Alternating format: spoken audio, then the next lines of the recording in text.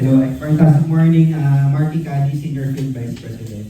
Shoutout ka kila Ate Carly, sa misis mo, sa mga downlines mo sa ano. Hello, Team Rockstars in Abu Dhabi. Hello.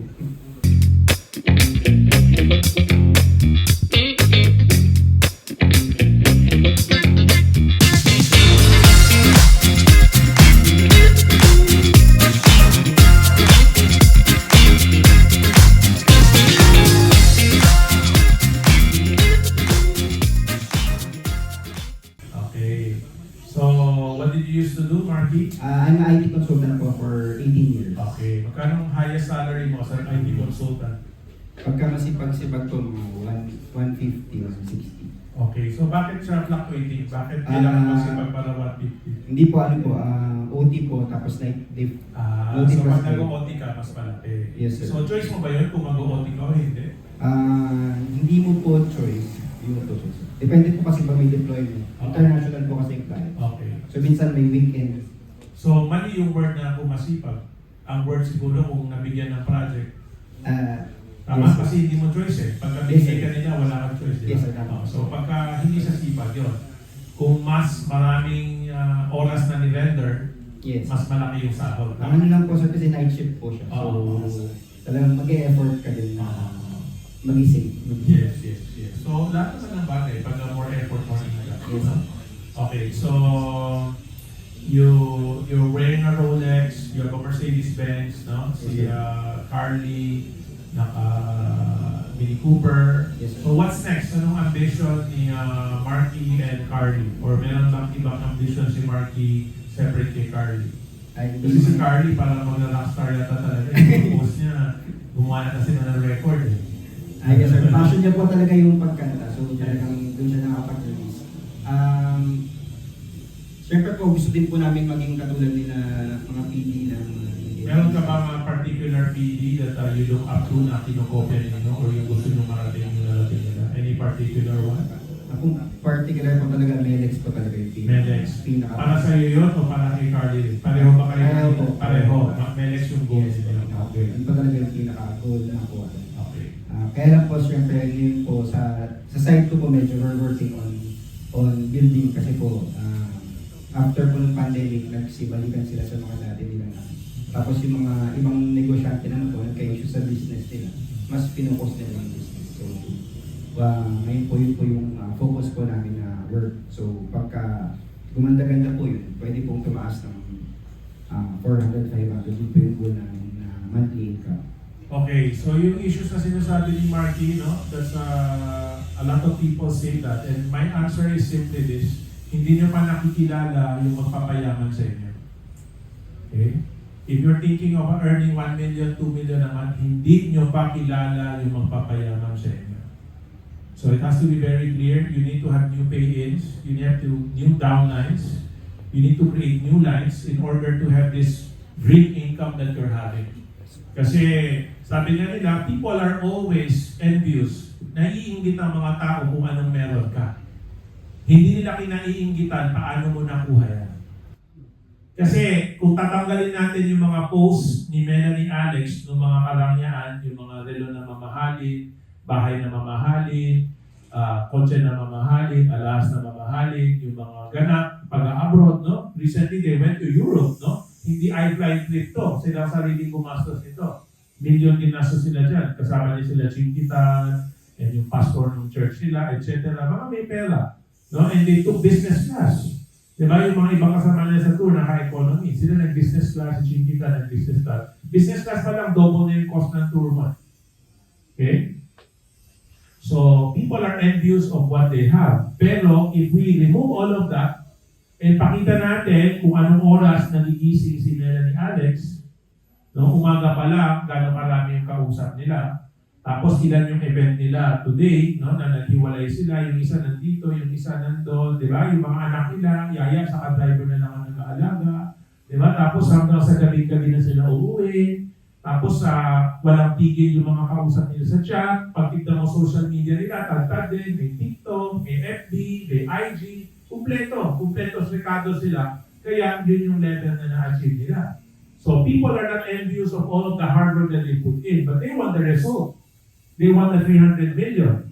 they want the Hermes, Birkin, and Kelly bag collection, no? Na si Melay pa lang yata yung may crocodile na Hermes bag sa iPhone outside of Mamada. No? Crocodile Hermes bag is 3 million. Isang bag, 3 million. Mas mahal sa kotse. Tapos hindi lang isa yung luxury car nila. Yung ginagamit ni Alex sa Melay, Mercedes Maybach, only one na kulay puti sa Pilipinas. Meron pa silang isang Mercedes, yung SUV, panghatid sundo ng bagis. No? Tapos may artista van pa sila. May Mini Cooper pa na convertible. Tama? Marami pa silang sasakyan, hindi lang yun. Okay? So they have all of this success na kinakaingitan ng karamihan. Pero pag nakita na, oh my God, umaga pa lang, ang dami ng kausap, ang daming problema rin. Kasi mas malaki yung income mo, mas malaki yung problema na hinahawakan mo. Sabi ko nga, the amount of problems you solve is proportional to the amount of big income you're going to get. Kung wala kang problema na sinusolusyonan, huwag ka mag-expect na malaki yung kita mo. Pag marami kang problema sinusolusyonan, palaki na ng palaki yung kita mo.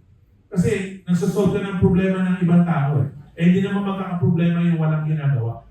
Yung marami kang grupo na maraming ginagawa, nagkakaproblema yan. So nagbibigay ka ng solusyon, nagtatrabaho sila ulit kasi nasolusyon mo, no? Kaya malaki yung pera na umaakyat sa kanila.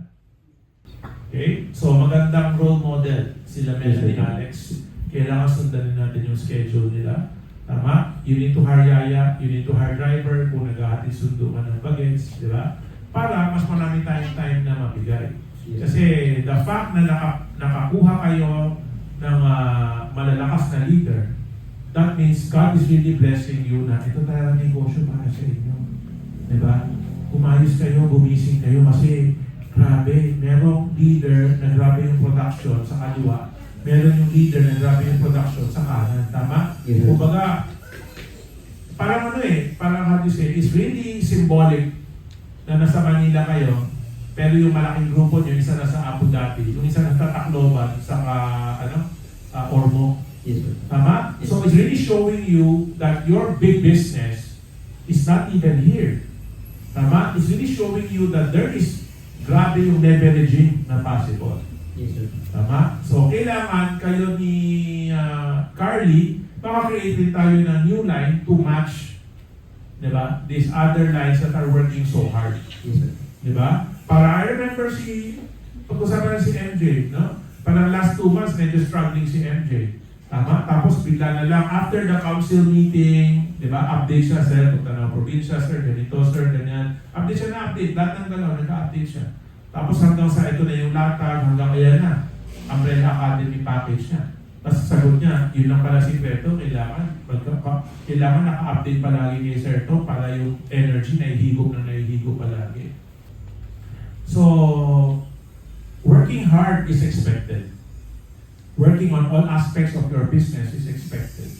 Tama? Hindi mo pwede sabihin, wala akong siya mag-post, or ang alam ko lang mag-post, or ang alam ko lang marketing plan, hindi ako marunong sa product, or ayaw ko mag-NDO, ang haba niya, hindi pwede.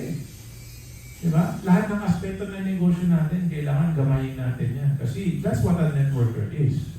Diba? That's what an iPhone entrepreneur is. Lahat kaya niya gawin. At lahat ginagampanan niya. So, lahat ng top earners natin, pag titignan mo, they can function lahat. They can do lahat. Wala pong butas yan.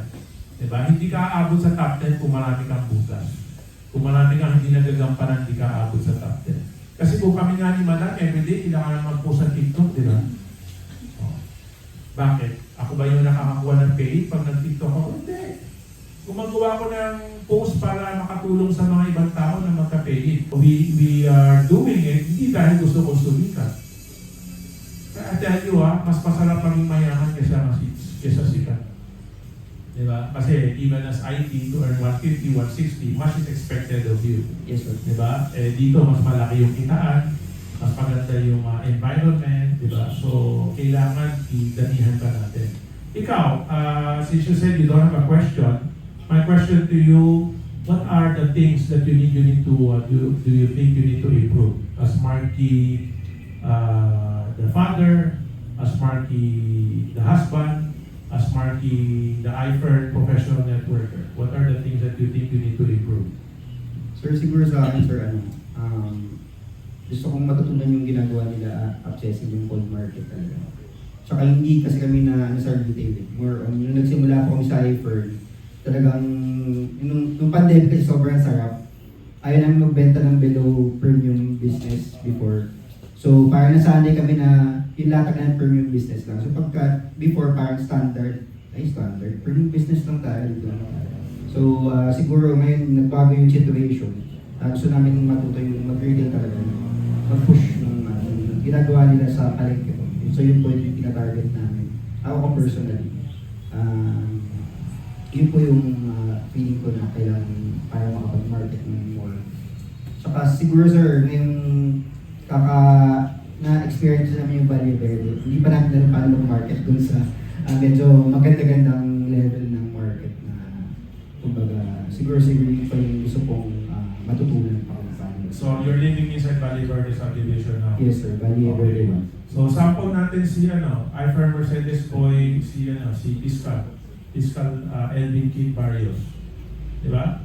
Mag-asawa sila, umikot sa village nila, dala-dala nila yung chedeng, magdo-doorbell sila, paglabas ng bahay, makikita chedeng yung nakaparking. Tapos sabihin, alam po kami ng world-class vitamins from iFern, world-class World Branding Award, Kensington Palace, gano'n.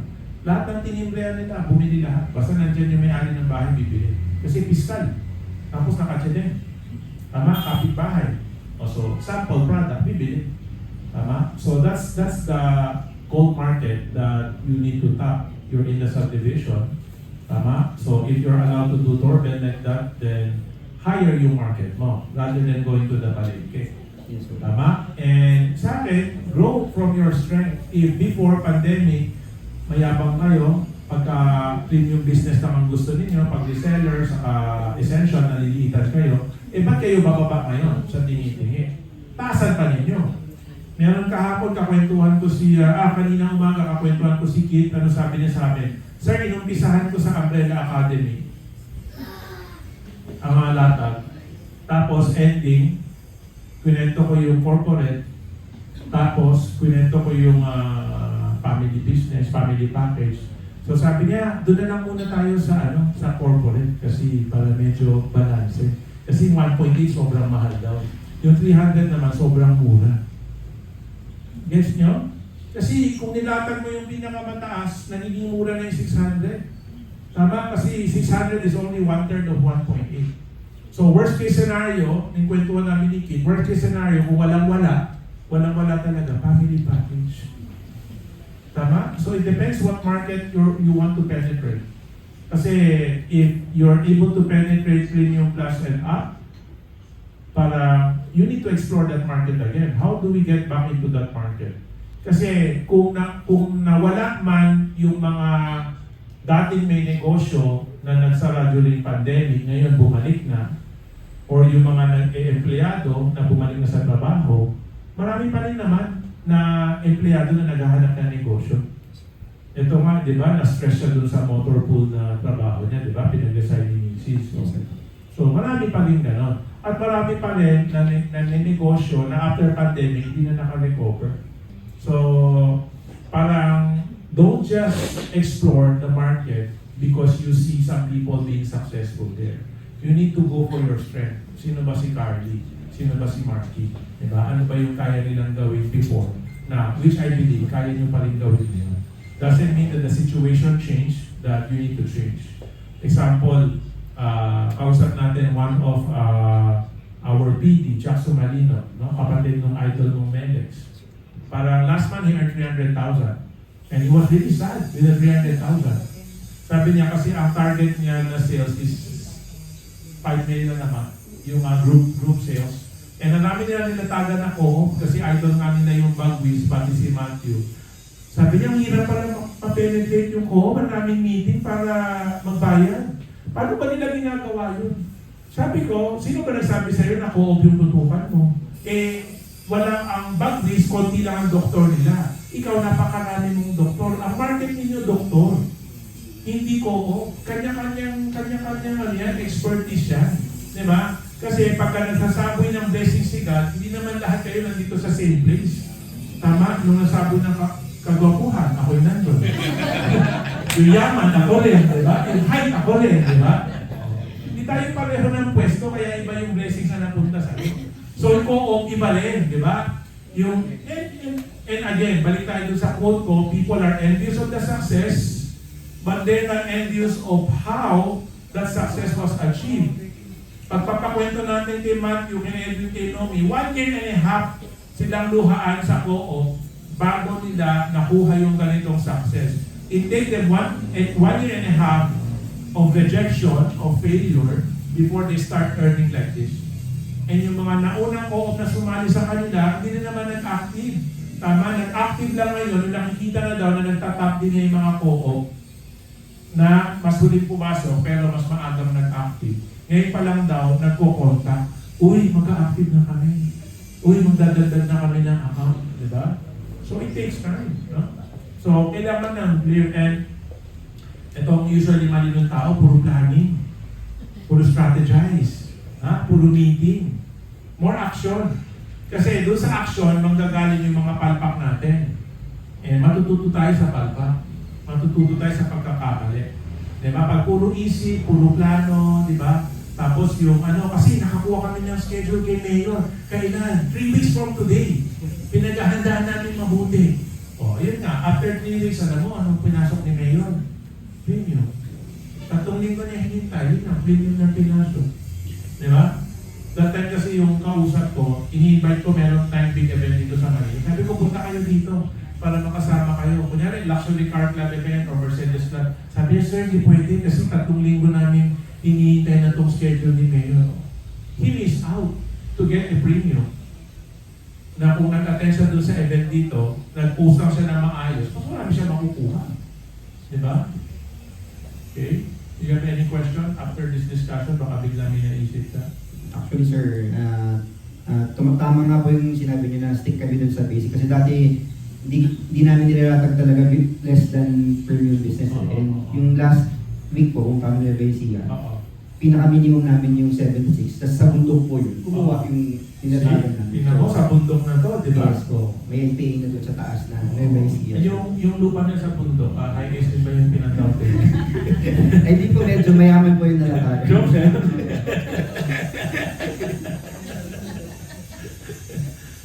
And wala yan sa hindi mo mahuhuli yan sa itsura. Hindi mo mahuhuli yan sa kasi yung mga nasa bundok, nasa probinsya, yung pera nasa bahay lang. Di ba? Yung mga, nung nagpunta sila Nomi, kasama namin sa Davao, ano sabi ni Jessica, dito na ako titira sa Davao. Ibang klase mga tao dito. Konting kwento lang, labasan pera, di ba? Hindi yung tatanong kay Mr., tatanong kay Mrs., sarado yung bangko. Hindi. Punta sa ilan ng kama, may pera na. Di ba? Ang bilis. Okay? So, each place is different. Okay? So, anything else? Sir, okay na po.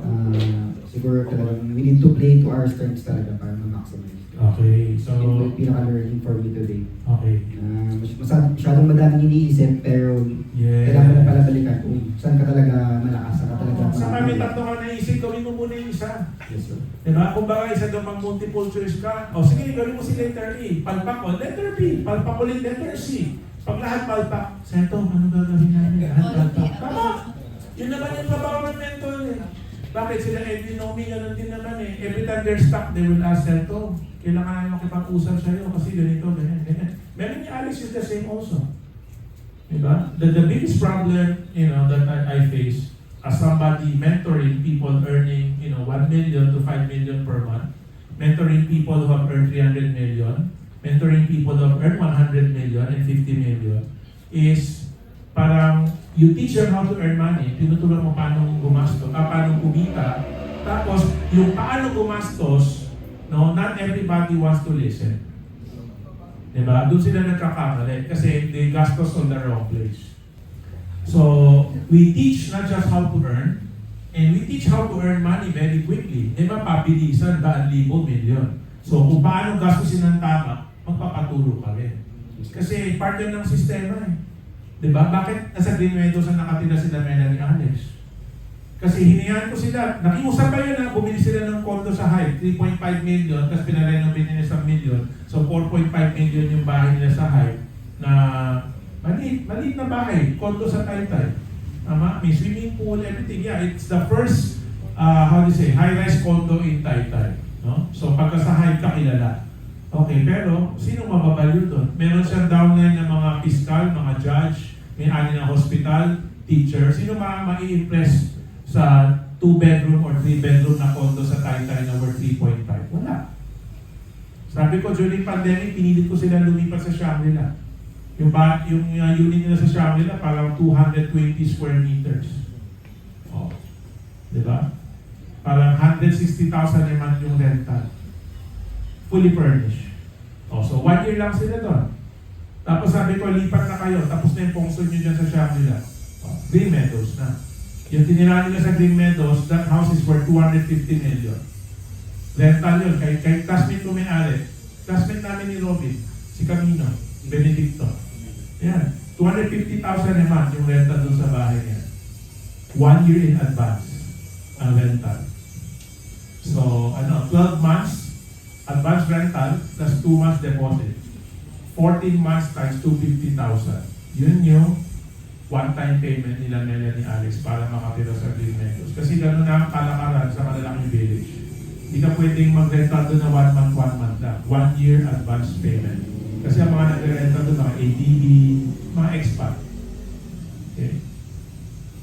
So, because they're living in Green Meadows, diba? And they have all of these expensive cars, expensive watches, expensive bags, expensive outfits. That's why walang nagdududa pagka sila nagsasalita. Kaya 300 yung doktor nila. They have 300 doctors under their network. Because doctors realize that, hey, I've been a doctor for 10 years. I cannot afford to live in this subdivision. I've been a doctor for 10 years. I cannot afford the 3 million peso bag. I've been a doctor for 10 years. I cannot afford the 25 million Mercedes-Benz. Tama? So we are teaching you not just how to earn, but also how to spend so that na ma-maximize yung pera mo. Diba? Kumikita ka lang 5 million naman, pero yung itsura mo 500 million na. Tama? 250 million yung bahay. 25 million yung kotse. Yung isang relo, 19 million. Yung isang relo, 14 million. Tama? Yung Range Rover Defender nila, 10 million. Tama? So they earning 5 million naman, but I give them the lifestyle of somebody who have 500 million net worth. Yun yung galing natin. Yun yung way kung paano natin napapabilis yung pagkita ng mga tao ng pera. Diba? Because parang we're spending the money correctly. Tamang paraan natin ginagastos yung pera. Kaya tuloy-tuloy yung blessing. Tuloy-tuloy yung pasok ng negosyo. Okay? So thank you for your time, and we wish you continued success on your Abu Dhabi team and your team under MJ, and we hope that Carly will soon be the next presidential director. Yes, sir. Yan yung pinag-usapan natin sa last meeting. Okay?